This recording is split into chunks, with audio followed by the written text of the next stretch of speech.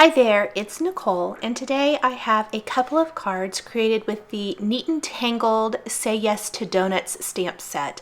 I have noticed a ton of donut themed products recently, and I just absolutely loved this particular stamp set. I think it's so whimsical and fun. It coordinates really well with another Neat and Tangled stamp set called Big Bold Brew, which is a little boy holding a huge coffee cup, and I'm going to have a card with that next week. I just love this, and I decided to create two versions of this card while I had all the supplies out. They're exactly the same, except one features the girl and one features the boy, and they both have a little girl hanging over the top.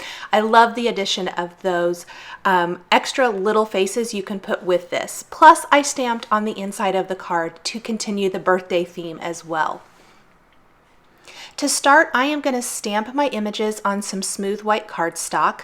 I'm inking them up here with some Simon Says Stamp Intense Black ink. This is a great ink for Copic coloring.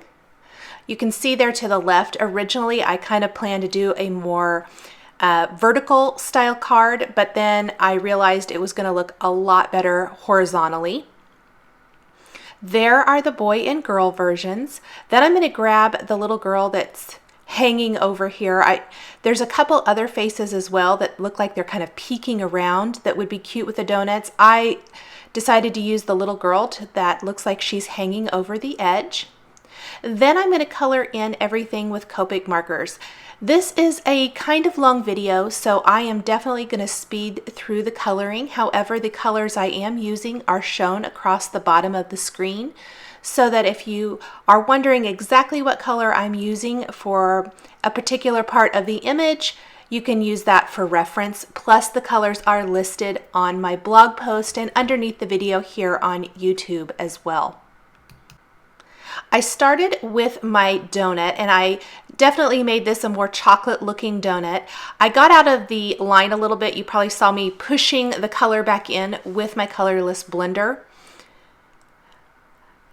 After I colored the base of the donut kind of a chocolate color, I moved to the skin tone here.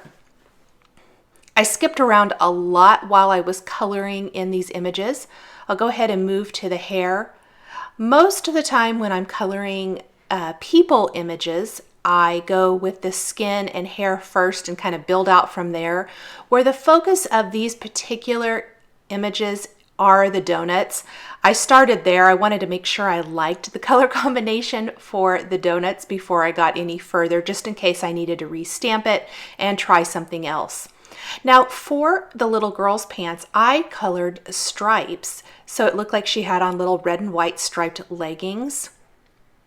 Again, I got out of the line a little bit. I just pushed that color back in with my colorless blender.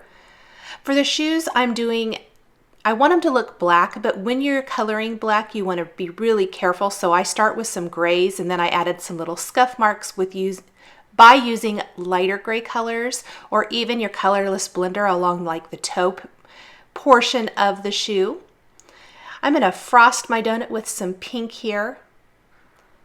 I kind of left the frosting till last because I went with her outfit first. Even though you can't see a ton of her outfit, I wanted to kind of get a good feel for what I wanted to do there, and then I picked something that I thought would complement the rest of the design, and I really like pink. This is my favorite pink trio, are 81, 83, and 85. Lots of times when I have to color something pink, that is the color combination I use. I also went around the donut by the sprinkle marks and added little white dashes with an opaque white glaze pen. I did skip over here and color in the little girl hanging over the edge image. Now, I did have to restamp and color this. You can see that I colored too far down on her body. I wasn't thinking. The die actually cuts up the arms a little bit so that it will overhang. And when I colored too far down, it was going to have that red where it's going to have the white outline. You'll see when I color the other image. So what I ended up doing was stamping it and recoloring this image exactly like you see here. But I did not bring the red so far down on the body of the outfit. I'm going to skip over now and color in the boy image. On this one, I did start with the skin tone. And I'll go ahead and do the hair real quick. I'm going to use the same color combination as I used on that second little girl that's going to overhang the girl donut. Then I decided to go with a more traditional donut colors here. Again, I'm going to color the donuts or the donut, and then I'll figure out what frosting color I want to use kind of as I'm working on the rest of the design.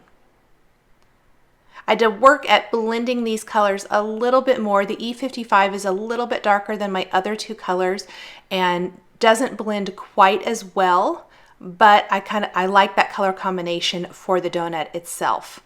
Again, I'm going to do his pants, make them look denim with some blue colors. I used about 4 different shades. I really only needed 2 or 3, but I was trying to get the perfect color combination and couldn't quite decide.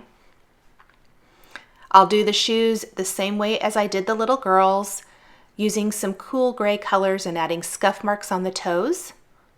And then I decided to go with a chocolate themed or chocolate color frosting for this donut.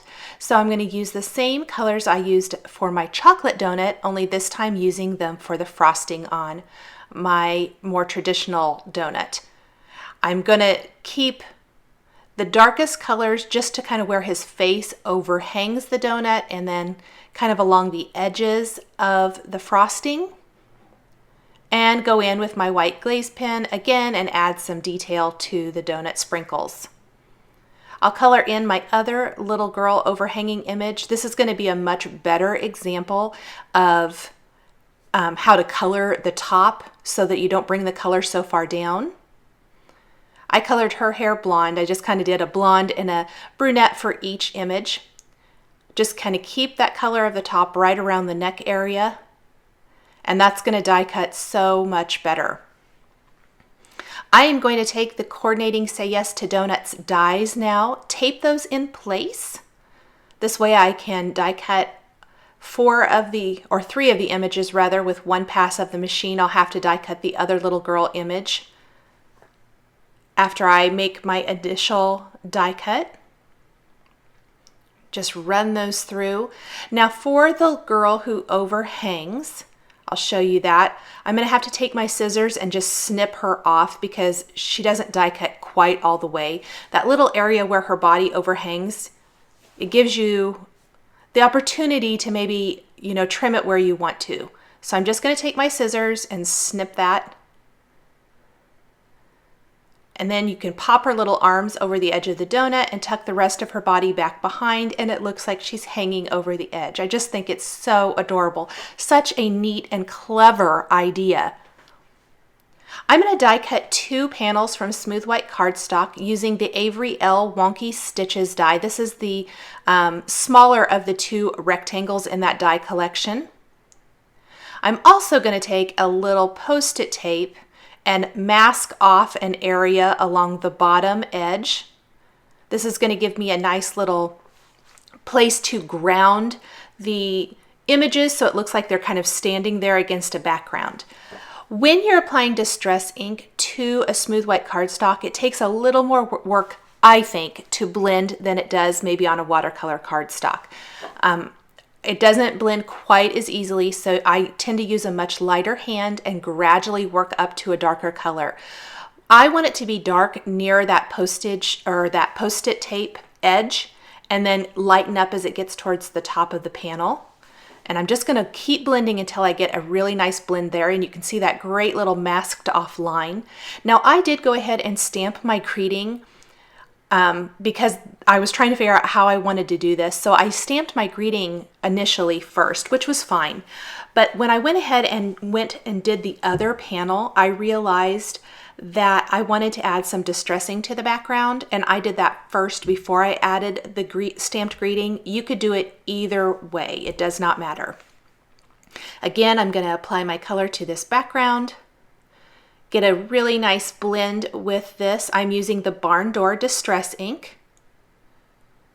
I have found as the distress ink dries, it tends to smooth out a little bit, but you want to try to eliminate as many of those ink blending tool marks as possible.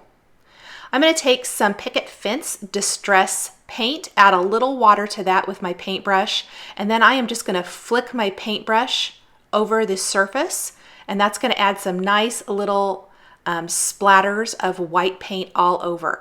I'm using a small paintbrush because I wanted little teeny tiny splatters. You could add a little bit more water to this if you want it to maybe splatter a little bit easier. I wanted my paint not to be too watered down. Once I have both of these splattered with paint, I am going to let them sit and completely dry before I do anything else. It does not take very long for the paint to dry. This is just another way of adding some distressing. A lot of times I will use the distress sprayer to add water droplets. This time I used some paint. I think it would have even been cute to add some like black splotches of paint as well, or little because it is adding such teeny tiny little splotches. Go ahead and stamp my other greeting now. Again, I'm using that Simon Says Stamp Intense Black ink for a nice bold greeting. And then I can attach my images to these panels, lining up their feet with that masked off line. I'm using a combination of my adhesives here. I've got a tape runner, and then I'm also using some glue dots to attach the legs because it's such a small area, and then the arms over the edge of the donuts so they're nice and secure. I'm going to take a black glaze pen and add detail to the eyes on all 4 kid images, and that really makes the eyes pop. I always think it makes a huge difference. Next, I am going to tape in place this Simon Says Stamp diagonal stripe stencil over my smooth white card base.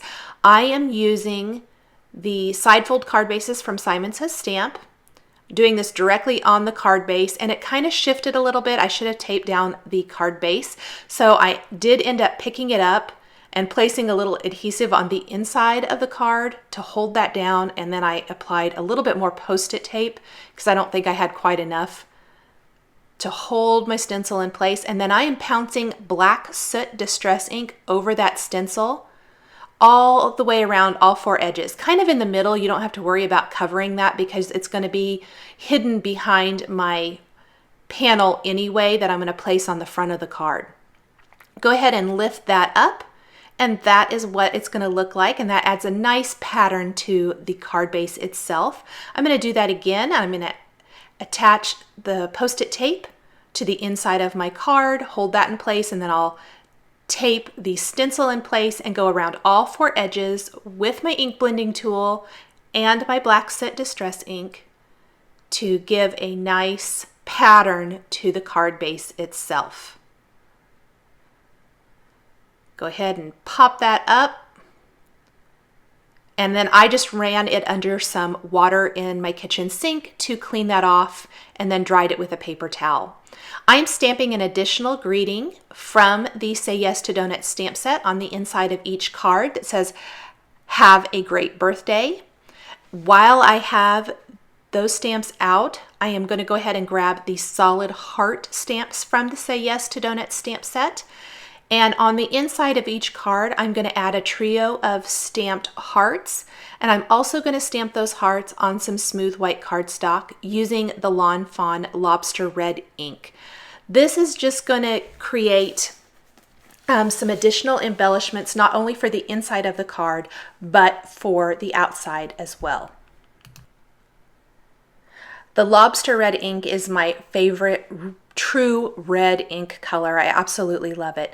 I did stamp the hearts off on my grid paper first just to kind of make sure that I had a good stamped image. Then you can see I'm stamping not only the image on my white cardstock there that's kind of in the background, but on the inside of each card as well. I've been trying to add some detail or additional stamping to the insides of my cards. I think it is just a really great finishing touch, and I've been trying to do more of that lately. So there's going to be 3 hearts on the inside of each card and then 3 hearts on the outside of each card. There are coordinating heart dies. I'm going to tape those in place and run this through my machine twice to get all 6 of these hearts die cut. They're really pretty teeny tiny, so I'm using Post-it tape to hold those in place. I'm going to take some foam adhesive, and this is just going to give a little bit of additional dimension to this panel on that diagonal stripe background. I'll peel off the backing paper on all of this and then pop it in place on the black and white stripe. I'm going to use some bling glue dots to attach these die cut stamped hearts in place. Do that for both cards. This is assembly line style. I could have even made more of these cards if I wanted to. I like trying to do a couple at a time when I have a lot of supplies out like this, and the card design is an easy one to replicate. Then I'm going to finish with a scattering of Pretty Pink Posh sparkling clear 4mm and 6mm sequins. Those are my favorite and most used. I'm going to take a little bit of the Ranger Multi-Matte Medium, place little dots of that adhesive all around, and then attach the Pretty Pink Posh mini silver heart confetti pieces throughout that as well to kind of finish off the design. Once I have that all in place, I'm going to use some glossy accents over my stamped and die cut hearts. I'll set that aside to dry, and my cards are all finished. Thanks for joining me for this Trend Watch video showcasing the Neat Tangled Say Yes to Donuts stamp set and coordinating dies. The supplies I've used to create these cards are listed below the video here on YouTube. Please subscribe for weekly card making and stamping videos.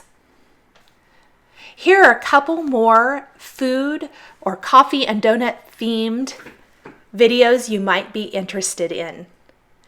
Thanks for watching, and we'll catch you next time.